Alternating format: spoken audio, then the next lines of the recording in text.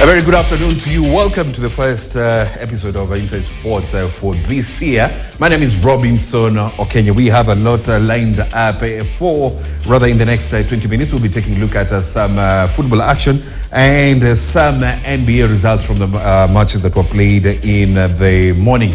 I want us to begin with the local football action, that is Football Kenya Federation Premier League. Yesterday we had a number of matches that were played, and red hot Benson Omala struck twice to steer a record Kenya Premier League champions Gor Mahia to a 2-0 victory against Posta Rangers at Thika Stadium. Now the former Western Steelers striker once again rose to the occasion when Kogalo needed him the most after last week's 1-0 defeat to KCB Nairobi. Well, I think it was very much a game of two halves. I think overall performance-wise, probably our game against KCB was a more full 90-minute performance, and we didn't win it. Today in the first half, we have to say Posta Rangers were on top. They dominated a lot of it. They were winning the second ball. We were too spread out. The spaces were too big in the midfield in the first half.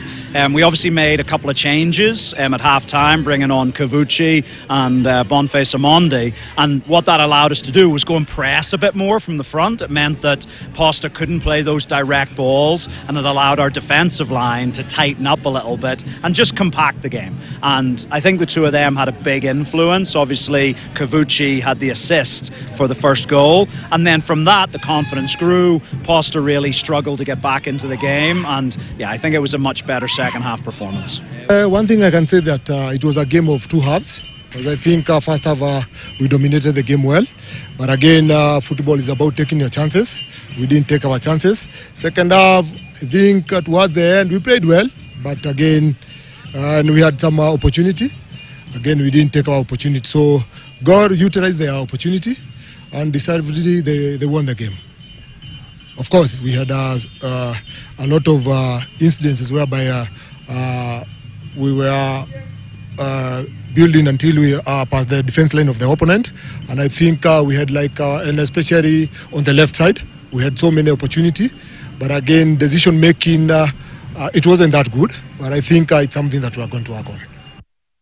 Now we are still sticking with Football Kenya Federation Premier League matches that were played yesterday, and Bandari FC and league leaders Tusker their first loss of the season in a 2-1 win at Mbaraki grounds in Mombasa. Umaru Kasumba and Juma Andrew were on target for Bandari in the 9th and 30th minute. Tusker pulled one through Jackson Masharia in the 50th minute.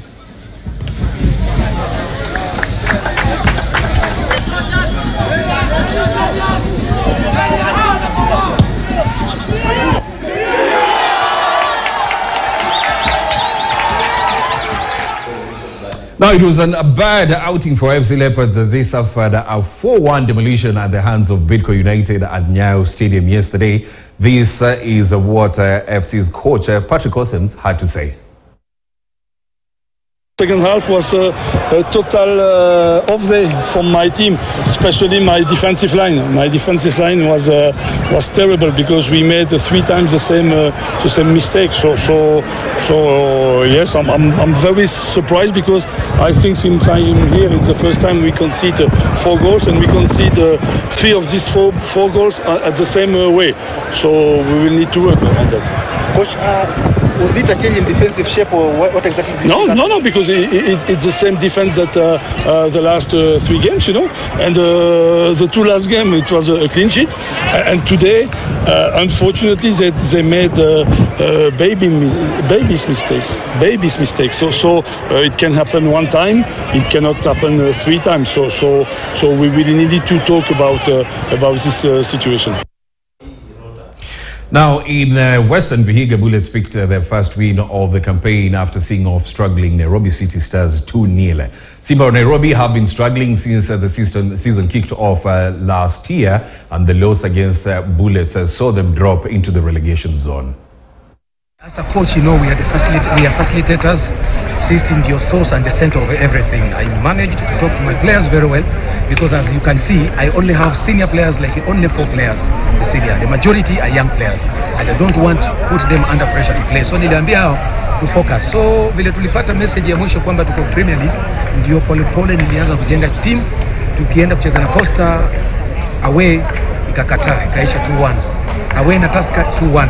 lakini this time around nilisema kwamba lazima tupate point. We tried, but I couldn't see the real effort from the players. I think we didn't deserve even to get anything in this match.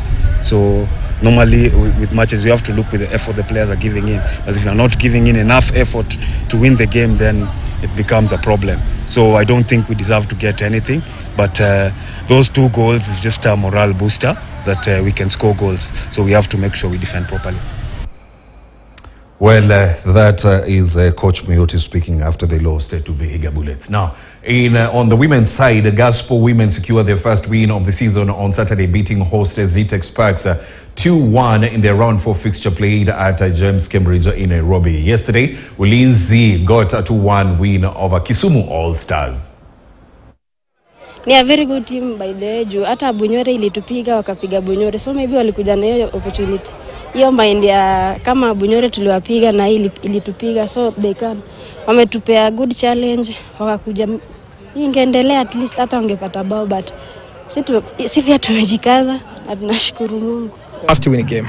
It was a must win game, na at the same time tume give our best, tumejituma na tumepata two chances ile tumeconvert, and we call it a day. We have to focus for the next game. I have to work on my finishing and my defense. A little bit of lapse in the defense. They took opportunity of the situation and they took the day. But I have to work on my defense and on my striking very, very much. Now let's go to our top story of the day. Sports Cabinet Secretary Babna Mwamba held a meeting with FIFA and CAF officials today in Nairobi. The delegation led by FIFA Director Member Association Mr. Gelson Fernandez seeking to sort out issues affecting football in the country. We have assured FIFA and CAF that the government of the Republic of Kenya is not interested in being involved in direct management of football. It is not the business of the government to run football. Football has got its own infrastructure to manage affairs of football. What this government will do, the government led by William Samoei Ruto, who has given me the responsibility as his cabinet secretary to manage this space. This government is only interested in one thing: creating an enabling environment for football to run effectively. And that enabling environment includes making sure that we have proper laws, we have proper policies to make sure that those who run football effectively. We want to attract sponsorship into football. We are talking to those who can live broadcast football so that our football can be out there as part of marketing the talents we have in this country. But when it comes to the actual running of football, we want those who run football to run football. What government will do is to give you an enabling environment. And so we have given the assurance that you are not going to see this government interfere in the affairs of the Football Federation. But I have placed a big but before FIFA and CAF that even as we give our guarantee, we give our word that you are not going to see interference by government in the affairs of FKF, we expect FKF to live by certain irreducible minimum values. Number one is good governance. FKF cannot run as if it's an island. FKF is part of the overall Kenyan ecosystem. So they must make sure that even as we expect everybody to run their institutions on the tenets of good governance, FKF must also obey the values of good governance.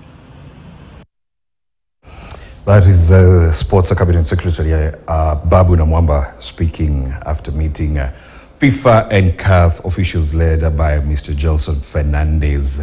earlier on today in the morning. Now, let's go back to Football Kenya Federation Premier League from the matches that were played yesterday. Let's run through those results. We had Vihiga Bullets getting a 4-2 win against Nairobi City Stars. Posta Rangers lost 2-0 to Gor Mahia, and then we had Bandari away in Baraki getting a 2-1 win against Tusker. At Nyayo Stadium, Bidco United got a 4-1 win against AFC Leopards. Now, the other results from yesterday, we saw Nzoia Sugar settling for 1-1 draw against Kakamega Homeboys. KCB with a 2-1 win against Talanta, as Ulinzi Stars got a 1-0 win against Wazito. Those are some of the results from yesterday. Sofapaka with a 4-0 win against Mathare, and Kenya Police with a 2-1 win against Kariobangi Sharks. Now, before we get into La Liga results, I want us to get into the FA. I